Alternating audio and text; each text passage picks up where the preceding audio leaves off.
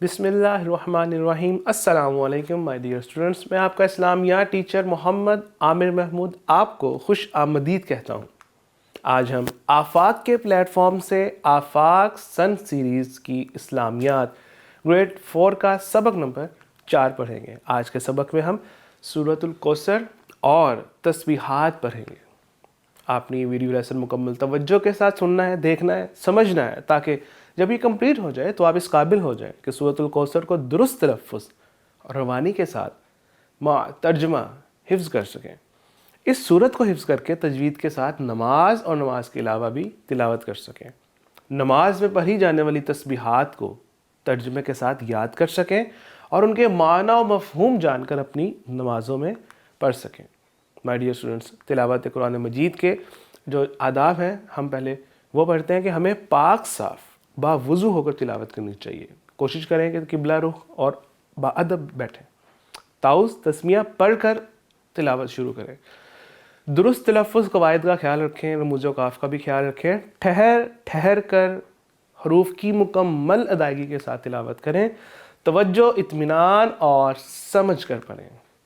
آئیے اب ہم سورۃ الکوثر کی تلاوت کرتے ہیں۔ میں جو قواعد آپ کو سکھاتا جا رہا ہوں، آپ نے ان کو غور سے سیکھنا ہے، سمجھنا ہے، تاکہ آپ بعد میں جب تلاوت کریں، اس سورت کی تکرار کریں تو آپ کو ان قواعد کے ساتھ، روانی کے ساتھ پھر آپ تلاوت کر سکیں۔ اب یہاں پہ انا، یہاں پہ ہم سب سے پہلے یہاں پہ جو انا ہے اس کو میں کھینچوں گا، کیونکہ یہاں پہ مد، ایک تو نون پہ تشدید ہے، یعنی کہ گنہ کریں گے، ناک میں آواز لے کے جائیں گے۔ دوسرا ہم اس کو اپنی آواز کو لمبا کریں گے کیونکہ یہاں پہ مد آ رہی ہے الف کے اوپر، حمزہ کے اوپر، تو انا اس طریقے سے ہم پڑھیں گے۔ آگے آئین ہے تو آئین کو ہم پر پڑھیں گے، یعنی کہ مکمل اس کی ہم آئین کی آواز نکالیں گے، حمزہ کی آواز نہیں نکالیں گے۔ اور تو حروف مستعلیہ ہے۔ حروف مستعلیہ کتنے ہیں؟ شاباش، 7 حروف مستعلیہ ہیں، تو بھی ان میں حروف مستعلیہ میں شامل ہے، تو اس کو ہم پر پڑھیں گے، یعنی تھوڑا موٹا پڑھیں گے۔ اب میں تلاوت کروں گا، آپ نے اس کو اسی طریقے سے دیکھنا ہے جس طریقے سے میں نے آپ کو بتایا۔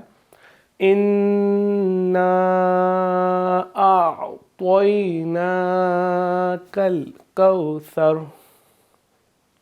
ثا میں سیٹی کی آواز نہیں آئے گی۔ کو لمبا بھی نہیں کریں گے کیونکہ مد لین ہے، اس کو ہم کھینچیں گے نہیں۔ کوثر، فصلی، صاد بھی حروف مستعلیہ ہے۔ فصلی لربک وانحر، ہا کو پر پڑھیں گے۔ تو کی جو علامت ہے رموز و قاف میں سے آیت کے اوپر، اس کا مطلب ہے وقف مطلق، یہاں پہ ہم ٹھہریں گے۔ فَصَلِّ لِرَبِّكَ وَانْحَرْ، وَانْحَرْ، اب یہاں پہ اظہار کا قاعدہ لگ رہا ہے، ہم نے یہاں پہ گنہ نہیں کرنا، یعنی کہ اپنی آواز کو ناک میں نہیں لے کے جانا، بلکہ آرام سے فلو میں جیسے پڑھ رہے ہیں روٹین میں اسی طرح پڑھنا ہے۔ وَانْحَرْ، اگر یہاں پہ ہا کی جگہ، یہ جو اظہار میں جو 6 حروف ہے جس میں ہا بھی ہے اور ہا بھی ہے، غائن بھی ہے، تو اگر اس کی جگہ ذال ہوتا تو پھر ہم یہاں پہ گنہ اس صورت میں کرتے ہیں، لیکن یہاں پہ ہا ہے اظہار، تو یہاں پہ ہم گنہ نہیں کریں گے۔ وَانْحَرْ فَصَلِّ لِرَبِّكَ وَانْحَرْ، آگے نون پہ تشدید ہے، یہاں پہ ہم گنہ کریں گے، اور با پہ ہم نے کیونکہ یہ 5 حروف قلقلہ ہیں، قوف، طا، با، جیم، دال، تو یہاں پہ ہم اپنی آواز کو لوٹائیں گے، جیسے میں ابھی پڑھوں گا۔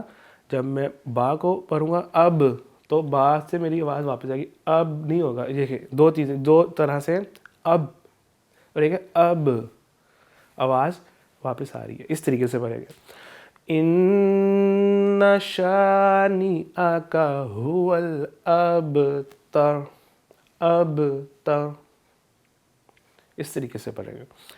آیت جہاں مکمل ہوئی وہاں پہ آپ دیکھ رہے ہیں آئین، یعنی کہ یہاں پہ رکوع مکمل ہوا۔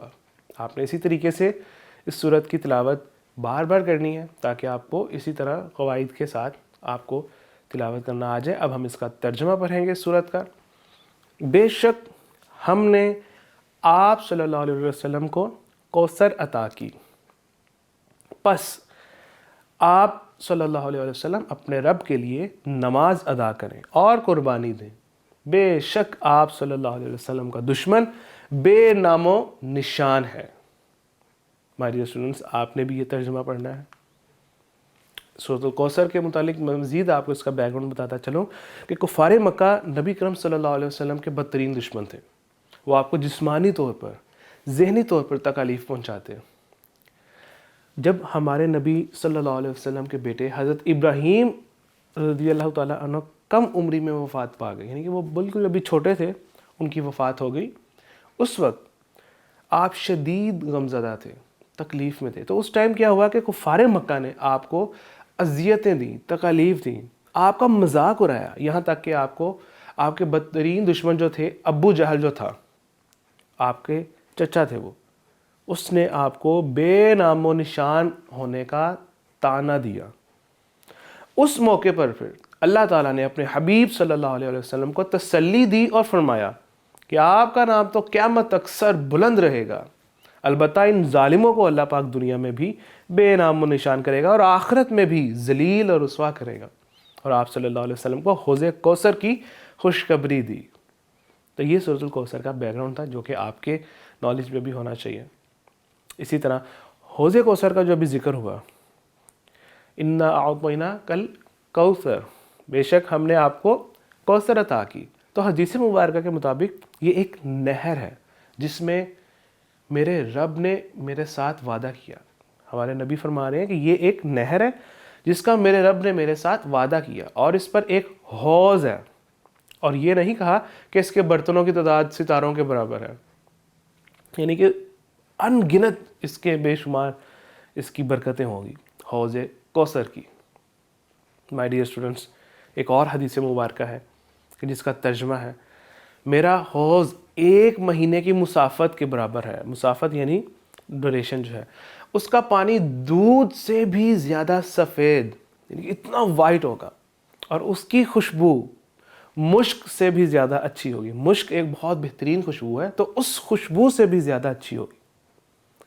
اس کے کوزے آسمان کے ستاروں کی تعداد کے برابر ہوں گے، اور جو شخص اس میں سے ایک مرتبہ پی لے گا نا، تو وہ پھر کبھی بھی میدان حشر میں پیاسا نہیں ہوگا۔ سبحان اللہ۔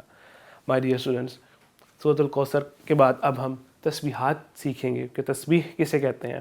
تسبیح، تسبیح کا کیا معنی ہے؟ کسی کو اس کی اصل مقام پر رکھنا، اس کی اصل جگہ پر رکھنا۔ اسلام میں تسبیح سے مراد ہے کہ اللہ تعالیٰ کی پاکی، حمد و ثنا بیان کرنا۔ مائی ڈیئر اسٹوڈنٹس، ہمارے آخری نبی صلی اللہ علیہ وسلم نے ہمیں نماز کا طریقہ سکھایا۔ نماز میں پڑھی جانے والی تسبیحات جن میں ہم اللہ تعالیٰ کی بڑائی، عظمت، شان بیان کرتے ہیں اور گواہی دیتے ہیں کہ ساری تعریفیں، پاکی، بلندیاں صرف اور صرف اللہ تعالیٰ کے لیے ہیں۔ آئیے اب ہم نماز میں جو تسبیحات پڑھتے ہیں، جس میں ہم سورۃ الفاتحہ اور چھوٹی سورت پڑھنے کے بعد جب رکوع میں جاتے ہیں تو اس وقت کون سی تسبیح پڑھتے ہیں؟ سبحان ربی العظیم۔ صبح با پہ قلقلہ، جو جیسے ہم نے سورۃ الکوثر میں پڑھا جو قواعد سیکھے، اور اسی طرح ضا حروف مصالیہ ہے جو ضا پر پڑھیں گے، سبحان ربی العظیم، پاک ہے میرا پروردگار عظمت والا۔ جب ہم رکوع سے واپس کھڑے ہوتے ہیں اس کو ہم قوما کہتے ہیں۔ پیارے بچوں، رکوع کر لیا، رکوع میں ہم نے 3 بار تسبیح پڑھ لی، سبحان ربی العظیم۔ اس کے بعد جب ہم دوبارہ کھڑے ہوتے ہیں وہ قوما کہلاتا ہے، اور اس میں جب ہم کھڑے ہو رہے ہوتے ہیں رکوع سے قیام کی طرف آتے ہیں، اس دوران ہم کیا پڑھ کے کھڑے ہوتے ہیں؟ سمیع اللہ لمن حمدہ، سمیع اللہ لمن حمدہ، جس کا ترجمہ ہے اللہ تعالیٰ نے سن لی جس نے اس کی تعریف کی۔ اور جب ہم اسٹریٹ کھڑے ہو جاتے ہیں، یعنی کہ ہم بالکل اسٹریٹ قیام میں جیسے کھڑے ہوتے ہیں، پھر اس وقت ہم کیا پڑھتے ہیں؟ ربنا ولک الحمد، اے ہمارے رب اور تمام تعریفیں تیرے لیے ہیں۔ اس کے بعد پیارے بچوں جب ہم سجدہ کرتے ہیں، یعنی کہ اللہ اکبر کہتے ہوئے سجدے میں گئے، اور سجدے میں ہم نے 3 بار جب ہم پڑھتے ہیں وہ کون سی تسبیحات ہیں؟ سبحان ربی الاعلی، آئین کو ہم واضح کریں گے، اعلی، سبحان ربی الاعلی، پاک ہے میرا پروردگار جو بلند تر ہے۔ آج کے سبق کے اہم نکات۔